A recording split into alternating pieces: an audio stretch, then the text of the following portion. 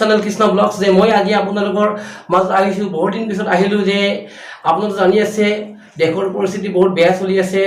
Corona মহামাৰীয়ে ইমান মানুহক অসুবিধা কৰি দিলে যে আমাৰ অসমতো বহুত পৰিস্থিতি বেয়া হৈছে। আৰু গোৱাটো প্ৰথমতে এমাহ পিছত নাছিলে, এমাহ ভিতৰত ইমান যে হ'ল মানে ক'ৰবাত যাব নোৱাৰি। গতিকে আজি ভাবিলোঁ মই ৰুমৰ ওচৰত থাকি এটা ভিডিঅ' অসমৰে এজন ল'ৰা স্থানীয় শিল্পী, তেওঁ বহুত ভ্ৰাম্যমাণ থিয়েটাৰত অভিনয় কৰিছে।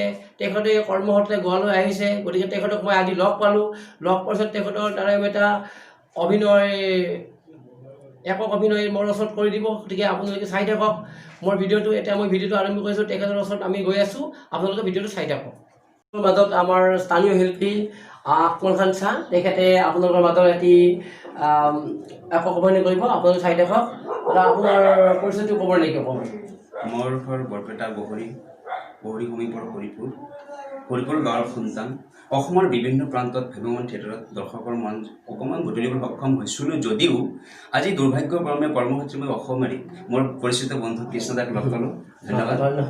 গতিকে এই চেগতে কৃষ্ণদাই মোক ৰিকুৱেষ্ট কৰিছে মই কিবা এটা কৰি দেখুৱাব লাগে।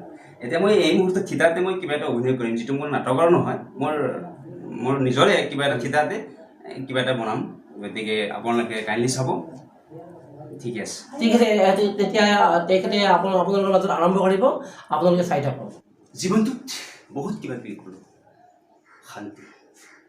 জীৱনটোত শান্তি লাগিব, শান্তি। আজি শান্তিৰ সন্ধানত মই নিজৰ কৰ্মভূমি এৰি, নিজৰ দেশ এৰি, নিজৰ বাসস্থান এৰি, গাঁও ভোজ চহৰ প্ৰান্তৰ নিজৰ জন্মভূমি এৰি পেলাই ভাৰতবৰ্ষৰ বিভিন্ন প্ৰান্তত মই ঘূৰি ফুৰি চলাত কৰিছোঁ মাথো শান্তিৰ কাৰণে।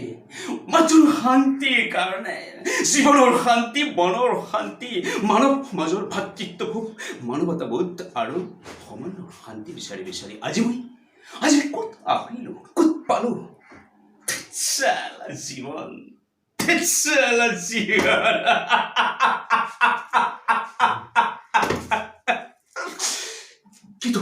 কিন্তু শান্তি কত নাপালোঁ।